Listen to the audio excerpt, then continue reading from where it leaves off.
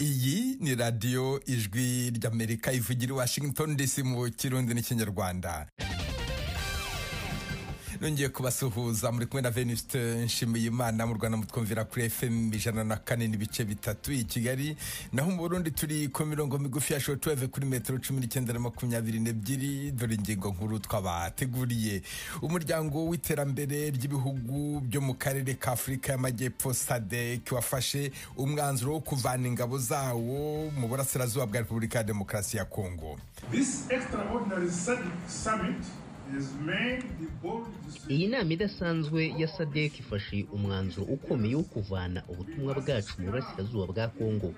Tugomba kwihutisha ishyirwa mu ngiro ry'imyanzuro yafatiwe mu nama ihuriweho yahuje SADC na EAC. Perezida wa Zimbabwe Emmerson Dambuzo Mnangagwa uyobora SADC muri iki gihe. Perezida wa Leta Zunze Ubumwe za Amerika Donald Trump arasaba imishyikirano na Iran kuri programu yayo ya nucleaire. Mu Burundi abagore bavuye mu byabo mu ntara za Bujumbura na Rumonge kubera ihindagurika ry'ibihe barasaba leta kubabonera aho batuye hakwiye. Ikaze mu makuru y'iwanyu mu ntara. Iwanyu mu ntara. Tuyagire mwisanzuye kwijwi rya Amerika. Ni kuva kuwa mbere gushika kuwa gatanu kuva isaha 7 gushika isaha 7:30 z'umutaga. Iwanyu mu ntara, iwanyu mu ntara, iwanyu mu ntara.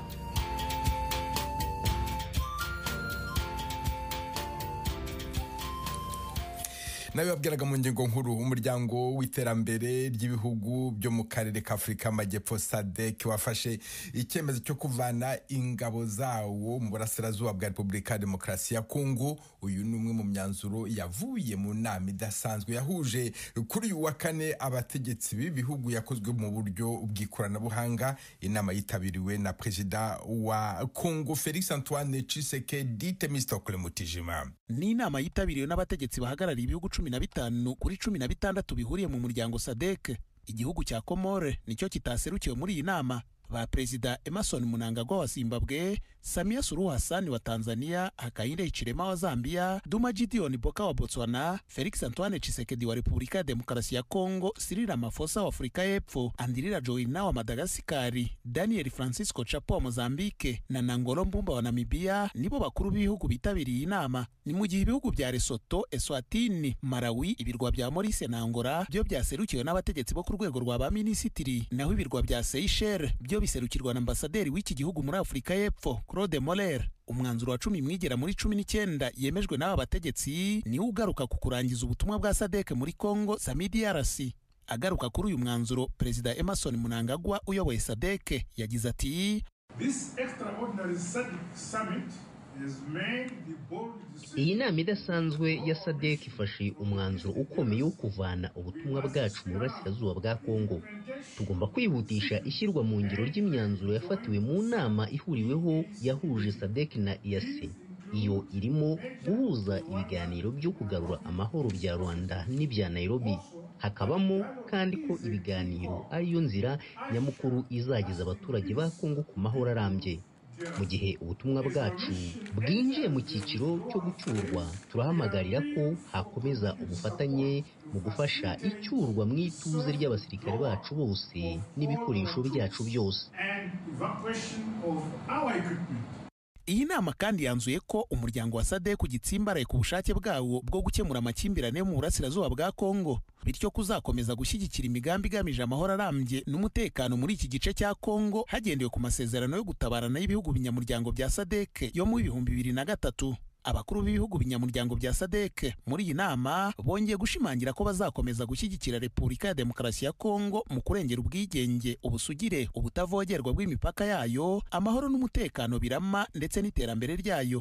Bashimangiye kandi ko hakenewe igisubizo kivuye mu nzira za politiki na diplomasi kandi kigizwemo uruhare n'impande zose zirebwa n'iyi ntambara kugira ngo amahoro, umutekano n'ituze bigaruke mu burasirazuba bwa Kongo. Ingabo zari mu butumwa bw'umuryango SADC muri Repubulika ya Demokarasi ya Kongo Samidi Arasi zoherejwe muri iki gihugu mu kwa 12 kwa 2023. Byari mu rwego rwo gufasha leta ya Kongo nk'umunyamuryango wa SADC kugarukana amahoro n'umutekano mu ntambara ihanganyemo n'umutwe wa M23. Mu kwa mbere k'uyu mwaka igihugu cya Afurika y'Epfo cyatakarije abasirikare 14 muri iyi ntambara. Benshi muri aba bari aboherejwe muri ubu butumwa bwa SAMIDRC, ariko harimo na babiri bari mu butumwa bwo kubungabunga amahoro bwa Loni muri Kongo. Igihugu cya Malawi nacyo cyahatakarije abasirikare 3 bari mu butumwa bwa SADC muri Kongo. Abategetsi ntibatomora ingano y'abasirikare bose bari bagize SAMIDRC, barimo naboherejwe na Tanzania, ariko abenshi bari ab'Afurika y'Epfo babarirwa mu basirikare 1000. Umwanzuro wo gusoza ubutumwa bwa SADC muri Kongo uje mu gihe muri Afurika y'Epfo akamo k'abasaba ko ingabo z'iki gihugu zikiri muri Kongo zacyurwa gakomeza kwiyongera. Amakuru avuga ko izi ngabo zafungiwe mu kigo cyazo Igoma n'abarwanyi b'umutwe wa M23. Kuva mu kwa mbere k'uyu mwaka ku muvuduko udasanzwe, umutwe wa M23 ukomeje kwigarurira byinshi mu bice by'akarere k'uburasirazuba bwa Kongo gakize ku mabuye y'agaciro, birimo n'imijyi ya Goma na Bukavu, imirwa mikuru y'intara za Kivu ya ruguru n'Epfo. Iyi nama y'abakuru b'ibihugu bya SADC ibaye nyuma y'umunsi umwe igihugu cya Angola nk'umuhuza gitangaje ko ibiganiro bigamije amahoro hagati ya leta ya Kongo n'inyeshyamba za M23 zivugwaho gufashwa n'u Rwanda bizatangira mu cyumweru gitaha. Ibiro bya perezida wa Angola kuri uyu wa gatatu byari byatangaje ko ibiganiro hagati ya guverinoma ya Kongo n'inyeshyamba za M23 bizatangira ku wa gatatu w'icyumweru gitaha bikabera i Rwanda. Iri tangazo rya Perezidansi ya Angola ryaje rikurikira inama yari yahuje ba Perezida Joao Lourenço wa Angola na Perezida Felix Tshisekedi wa Kongo wari waranze kuganira na M23 nk'uko byasabwaga n'u Rwanda. Mu itangazo washyize ahagaragara kuri uyu wa kane, umutwe wa M23 wagaragaje ko wishimiye ibi biganiro by'imbonankubone na leta ya Kongo. Nyamara usaba itsinda ry'abahuza ko basaba Perezida Tshisekedi kugaragaza ubushake mu ruhame nta guca ku ruhande ko yemera kuganira nawo. M23 kandi yasabye umuhuza gutumira abarebwa n'ibi biganiro ku mugaragaro bakanamenyesha ibizagenderwaho, kuko kugeza ubu uwo mutwe uvuga ko utarabona ubutumire buhamagara mu biganiro uretse itangazo ryashyizwe ku ipaji ya Facebook ya Perezidansi ya Angola.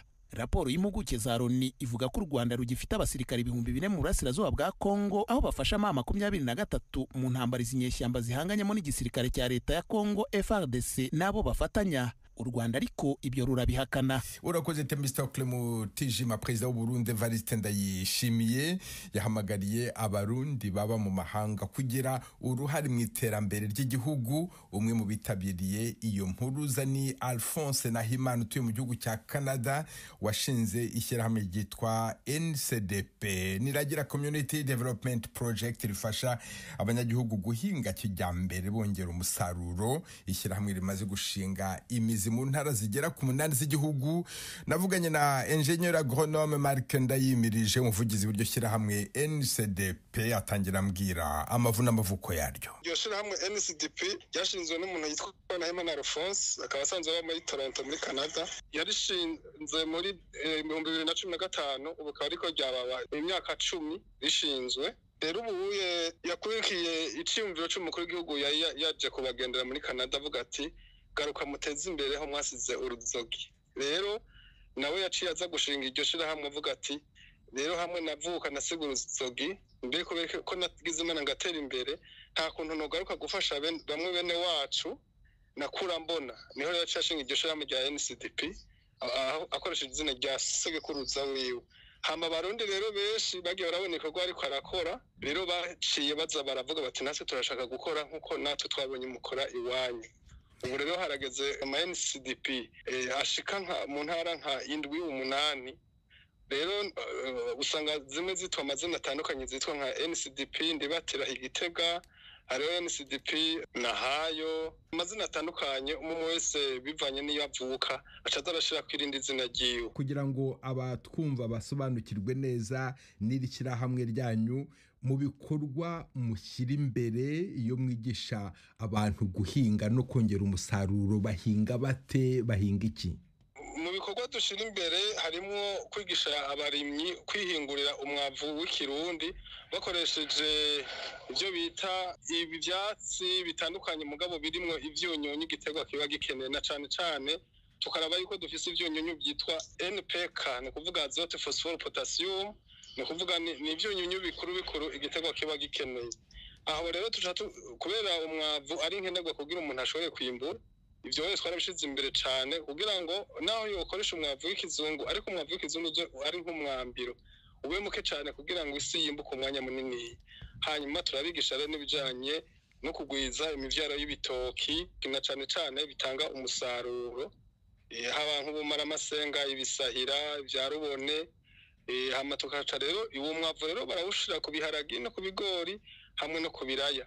Turaba na cyane cyane biterwa bitumwa bironderwa cyane ku isoko kugira ngo n'aba banywanyi bo ma koperative nabo bashobore kuronka ibyo bafungura bongeye baronke n'ibyo basarurira isoko. None se wambwiraga yuko muri mu ntara zitandukanye, tuvuge hari Muramvya, hari Ngozi, hari Makamba, hari Ruyigi, hari Bururi, hari na Muramvya nyirizina, birumvikana kubera ko niho byatangiriye. Iyo muhitamo intara mushingamo iyindi koperative, muyihitamo mukurikije ibyera cyane muri iyo ntara cyangwa se mufata n'ibyera ahandi mukabaho mu bijyana? Ni ukuvuga ibyo dukora tumaze kubikorera Muramvya barabishize ku ngurukana bumenyi, abarundi benshi barabibona nko ku ma YouTube. Hanyuma abantu rero bava mu ntara zitandukanye bonyene baca bavuga bati natwe, bakaturondera bakavuga ati natwe turashaka bijya bintu mwakoze hariya, muze kuturabira isi y'iwacu ibyo ibiterwa bisanzwe bihakunda.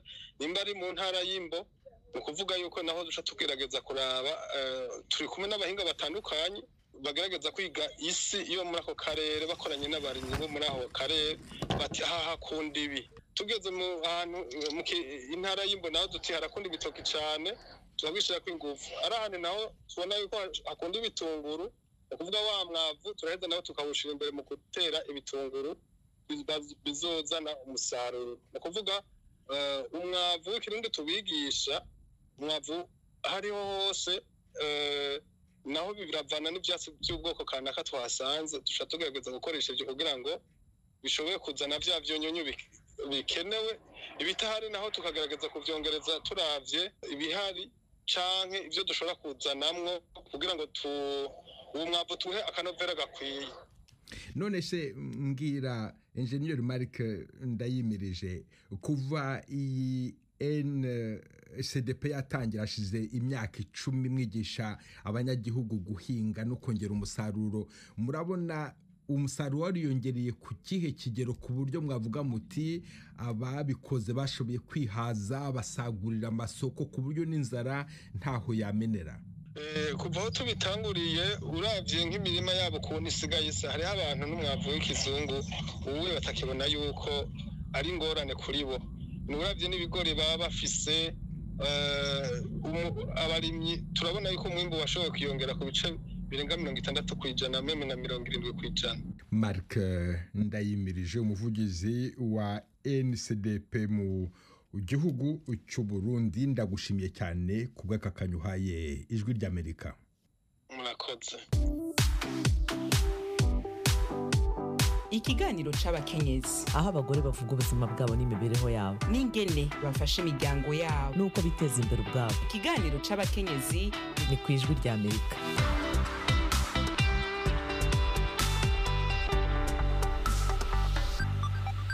Mu Burundi abagore bavuye mu byabo mu ntara za Bujumbura na Rumonge kubera ihindagurika ry'ibihe barasaba leta kubaboneraho batura hakwiye. Bamwe bavuga ko kubera kuba ahantu hameze nko ku gasozi bahabonera isanganya zirimo guhohoterwa n'abagabo. Ni inkuru Ijwi ry'Amerika bateguriye yifashishije inshuti zayo mu Burundi, muragizwaho na Thierry Vendayishimiye. Umwana wawe ariko arumva ivyo uri muri kurakora, ntihajya rero usanga umugabo atangiye kuja hanze ko niyo kuyangarira ikira misi umubwira ngo abana cyabizana ikibazo kacibizana mubano mubi mu nzu hagati y'umugore n'umugabo. Abo ni bamwe mu bakenyezi bari mu miryango leta yakuye mu bimbi ibajana mu ntara ya Cibitoke, bavuga ko bagifise ibibazo biharije mu ngo. Abakunzi b'Ijwi ry'Amerika habashitse muri site Gateri batubwira ko iyo site yubakishije amahema, imiryango yahawe uburaro bivanye n'igitigire c'abayigize. Ku vyerekeye imiterere y'ayo mazu y'amahema, hari abafise izipima metero kwadarato 3, abandi zisununuye gato ku buryo hovamwe ibyumba by'uburaro bw'abana n'ababyeyi. Ibyo byumba bitandukanywa n'ihema ribigaburamo hagati. Iryo naryo uri nyuma yaryo ushobora kubona ibyo gitwa ko rikingiriye. Ari naco gituma aba bakenyezi bavuga ko kubaka ingo ziramara ikibazo. Urabona umugabo n'umugore ntimushobora gukora amabanga yabubatse nakari karabona ivyo muri ko murakora canke umwana wawe ariko arumva ivyo uri muri ko murakora ntihajya rero usanga umugabo atangiye kuja hanze ko niyo kuyangarira kira misi uguma umubwira ngo abana cabizana ikibazo kacabizana mubano mubi mu nzu hagati y'umugore n'umugabo abo bakanyura bona ntibiborohera twebwe turanasaza ihema wihindukize natse ndi hagenda kumva none wumva baryama gute barakwiye uburaro bukwiye erega umubiri uragoye araraba kugena ari buhindukire mu bana akabona biragoye akararaba nkaze w'umutama akazi turahangikanye akabona ukuntu ari umuhindukize umugore bikanga acagenda hanze bikadurikamo yangeso y'ubusurasutsi. Aba bakenyezi bisanga bariko barahohoterwa nabo bubakanye kubera ubu bukene bw'uburaro. Umwe mu bimuwe bakugwa muri site Gisagara Ininahazwe Ninete, umukenyezi akiri muto w'abana 3 avuga ingene umugabo adasubira kwitaho gutanga ibitunga umuryango. Noshobora kumuwima imisi 2-3 ngo akwihanganire. Niyo rero mpacatangura kukwimirasi. Ngo wowe uko uransabirasiyo je ivyo ndagusaba ukabinyima. Umubano utangura kuba nabi, umugore nawe ucujyahe. Kuri twebwe rero tutarana ronka n'ukuntu tutangura kurondera cyabitugora.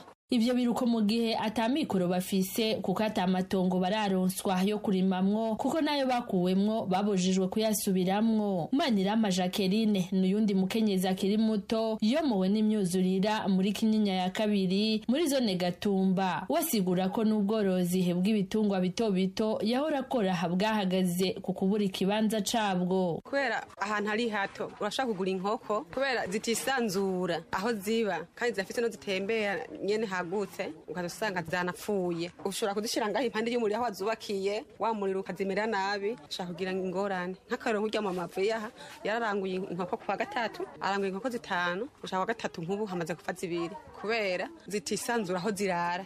Muri rusange abakenyezi bari mu bakogwa ko n'ingaruka mbi zivuye kwihindagurika ry'ibihe kuruta abagabo. Bivugwa na Renilde Masunzu arongoye ishirahamwe ry'abakenyezi igishinze gukingira ibidukikije mu Burundi AFEB mu mpfunyapfunyo. Umukenyezi ajejwe ivyo byose bizana gufasha umuryango. Nshaka kuvuga ko ari warima habaye uruzuba canke umwuzurira w'inzuzi urumva homberamo. Habaye ivyo vy'imyuzurira turavye nka Tanganyika ngene vyagenze murabona abantu barataye izabo baragenda kurondera ahantu hatatwawe. Ivyo byose bituma umukenyezi agwa kutwana twiwe akabura nica bagaburira. Kukaba nkako abakenyezi bahuye n'isenyagurika ry'umusozi ku mutumba wa Gabaniro muri komine ya Muhuta mu ntara ya Rumonge mu kwezi kwa 4 k'umwaka uheze bavuganye n'abakunzi b'Ijwi ry'Amerika bavuga ko batarasubira kuronka mikoro kugira ngo bigwaneko. Ni mu gihe nabo leta yari yabanje kubira begeranirije ku mashure y'imyuga yo mu Gitaza. Inyuma y'ikiringo gito yabahaye amafaranga y'amezi 3 yo gukota amazu. Kuvyerekeye imibereho yabo nyezina abakenyezi bavuga ko bahora bifashisha amafaranga baziganya mu bivuye mu ndimiro. Muri kino gihe batagira aho barima basigura ko atamikoro kugira ngo bashobore gusanasana imiryango yabo. Kapitoline Nibigira ari mu bahuye n'ibyago by'isenyagurika ry'umusozi ku mutumba Gabaniro akaba yari mwishirahamwe ryo kuziganya no kuguranana kuri uwo mutumba. Ntituriyunga twabiretse uko kubera twaraziganya tugiye gusoroma imyimba tukashora amateke umuceri tukimbura tukavuga ati tugende kuziganya twashoye umuceri ntawo tukura tuwushora nuko nyene twarabihagaritse. Ico dusaba nuko nyene hoza nk'umuntu adufasha twongera tugasubira mu mashira hamwe twarimwo kare kugira dusubire twingunganye nkuko twatumeze kare. Abahinga mu gukingira ibidukikije bavuga ko igwirirana ry'abantu riri mu bibangamira ibidukikije. Urakoze Thierry Vendayishimiye. Kuva kuri uyu wa 5 igihugu cya Canada gifite Minisitiri w'Intebe mushya Mark Carney watowe n'ishyaka riharanira ukishyura ukizana ari ku butegetsi yasimbuye Justin Trudeau warumaze imyaka 9 ku butegetsi. Mark Carney w'imyaka 59 agiye kuyobora Canada mu bihe bitoroheye icyo gihugu kubera igitutu gikomeje gushyirwaho na Perezida wa Leta Zunze Ubumwe Donald Trump watangaje ko igihugu cye kizongera amahoro n'amatagisi ku bicuruzwa biva muri Canada. Mugenzi wacu Edi Rwema yavuganye na Joseph Hakizimana umunyakanada ufite inkomoko mu Rwanda wigeze no kwiyamamariza umwanya mu nteko ishinga amategeko ya Canada mu ntara ya Quebec n'uwo mu ishyaka NDP ritavuga rumwe n'ubutegetsi. Mbere yuko Premier Ministre Trudeau urimo gusohoka haza igitutu cy'uko agomba kwegura. Hari ibintu byinshi bimaze guhinduka, cyane cyane nk'amatora ya Trump yabaye muri Amerika, ku buryo muri Canada na politiki yaho yarahindutse muri iyi minsi itambutse. Byatumye abantu twese aba muri opposition, hatitawe ku mashyaka cyangwa n'ibindi, abanyakanada dusa naho twagiye hamwe tuvuga ururimi rumwe kugira ngo tubashe kuba twareba uko twitwara muri iki kibazo cyatewe na gahunda ya Trump. Byatumye rero n'uyu premier ministre mushyashya twabonye asa naho afite sosiye ikomeye cyane y'abanyakanada benshi. Ni nkaho ibyadutandukanyaga twabishyize ku ruhande kugira ngo turebe uko twanyura muri iki kibazo, ku buryo rero n'umuyobozi wacu w'ishyaka ryacu nawe yamuhaye amafelicitation. Ubwo ni ukureba ibigiye kuza gukurikiraho muri iyi minsi mu rwego rwa politiki. Amatora rusange muri icyo gihugu yari ateganijwe mu kwezi kwa 10 uyu mwaka, ariko hari amakuru avugwa ko ayo matora ashobora kuba na mbere. Mubona ayo matora kuri mwebwe ashobora kuzaba nka ryari? Nje ku giti cyanjye ntabwo nabasha kumenya ari ryari, ariko abasesenguzi benshi ndetse n'abantu bo muri iri shyaka riri ku butegetsi bigaragara ko amatora ashobora kuba vuba. Hano bagira icyo bita gutangiza kampanye. Abakurikirana politiki hafi berekana ko, ndetse n'amakuru agera ku bantu batandukanye berekana ko mu mpera z'ukwezi kwa 3 mu ntangiriro z'ukwa 4 kwiyamamaza bishobora gutangira. Ni ukuvuga ngo rero ushobora gusanga mu mpera z'ukwezi kwa 4 cyangwa mu ntangiriro z'ukwa 5 aribwo tubanye indi guverinoma nshyashya. Ariko icyo nababwira ni uko ahangaha uko politiki ikorwa, buri shyaka ubu ngubu baba konservateri, abaliberale ndetse n'ishyaka ryacu, ubu yose aba yaramaze kubona abakandida baba biteguye. Ni ukuvuga ngo nibatangiza kwiyamamaza, ahantu hose usanga ibintu byose byaramaze gutegurwa kuko baba barabiteguye mbere cyane, ku buryo igihe cyose bayatangiriza abantu babiteguye guhita bajya mu kwiyamamaza. Bwana Joseph Hakizimana, ubushize mu 2019 wagerageje kwiyamamaza. Ese muri uyu mwaka waba ufite intego zo kwiyamamaza? Niyamamaza mu 2019 ni ishyaka ryaje kunshaka bitewe n'ibyo mbamo n'ibyo nkora na valezi ishyaka. N'ubu ngubu barashatse, turimo kubikoraho. Ndumva hari amahirwe menshi yuko nshobora kwiyamamaza bigeze kure. Ikindi wakomojeho nuko muri iyi minsi igihugu cya Canada kiri mu bibazo bikomeye cyane n'igihugu cya Leta Zunze Ubumwe za Amerika, aho Perezida Trump yanavuze ko yifuza ko icyo gihugu cyanyu cyaba leta ya 51 za Leta Zunze Ubumwe za Amerika. Hari ibijyanye n'urugamba mu bijyanye n'iby'ubucuruzi, aho Trump yifuza kongera amahoro ku bicuruzwa biva mu gihugu cya Canada. Ese aho ngaho mu banyakanada ibyo byakiriwe gute? Abanyakanada nabo bavuze ko biteguye kwihimura kuri Leta Zunze Ubumwe za Amerika. Urabona ibintu bigana he mu bijyanye n'imibanire y'ibi bihugu? Ese Makani urabona hari icyo ashobora guhindura kugira ngo acubye uwo mwuka mubi uri hagati y'ibihugu byombi? Nicyo twizera ko muri iki gihe gitagiye gufata ubutegetsi ashobora gutuma acubya uwo mwuka mubi. Ariko ni ibintu bihangayikishije abanyakanada benshi ndetse n'abanyamerika benshi. Gusa nk'uko nabivugaga mu kanya, guverinoma yacu mu by'ukuri yakoze uko ishoboye. Natwe bo muri opposition twashyigikiye cyane uburyo yitwaye mu kibazo.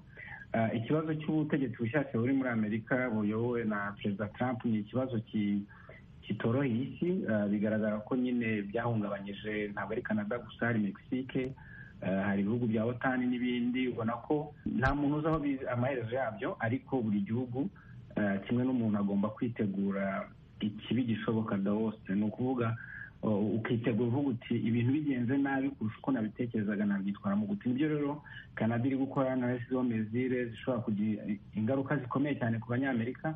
Gusa turizera ko uyu mugabo mushyashya Macron ntabwo ari umunyapolitiki, ariko ni umuntu ufite kameme reputation nziza, amateka meza.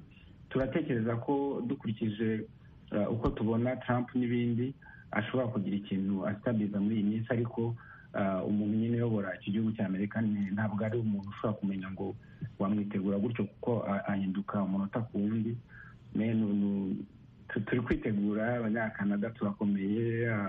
Twatangiye no mu ngo zacu gutangira kureba uko tubyitwaramo buhoro buhoro, kandi turizera ko bizarangira neza. Joseph Hakizimana wigeze kwiyamamariza umwanya w'ubudepite mu ntara ya Quebec muri Canada, yavuganaga na mugenzi wacu Edi Rwema. Perezida wa Leta Zunze Ubumwe za Amerika Donald Trump arasaba imishyikirano na Iran kuri porogaramu yayo ya nucleaire, bikubiye mu ibaruwa yandikiye umuyobozi w'ikirenga wayo Ayatollah Ali Khamenei mu cyumweru gishize. Ibihugu byombi bimaze imyaka irenga 45 birebana. Ayingwe Toma Kamirindi. Perezida Trump yohereje uru rwandiko ku itariki ya 5 y'uku kwezi kwa gatatu, yarunyujije kuri guverinoma ya Emirat z'Abarabu Zunze Ubumwe EAU mu magambo ahinnye y'Igifaransa. Umujyanama wa perezida wa EAU mu bya diplomasi Anwar Gargash yarushyikirije minisitiri w'ububanyi n'amahanga wa Irani Abbas Araghchi kuri uyu wa gatatu. Perezida Trump yari yatangaje ku mugaragaro koko yanditse iyi baruwa mu kiganiro yagiranye na televiziyo Fox Business Network yo muri Leta Zunze Ubumwe za Amerika mu cyumweru gishize. Nabandikiye ibaruwa mbabwira nti ndizera ko muzemera kujya mu mishyikirano. Impamvu nuko bigeze aho dukoresha ingufu za gisirikare byababera ishyano ribi cyane. Abbas Araghchi yahoze mu ntumwa za Irani zakoze imishyikirano n'ibihugu 6 by'ibihangange ari byo Leta Zunze Ubumwe za Amerika, Ubwongereza, Ubufaransa, Ubudage, Uburusiya n'Ubushinwa. Imishyikirano yavuyemo amasezerano yo mu bihumbi 2015.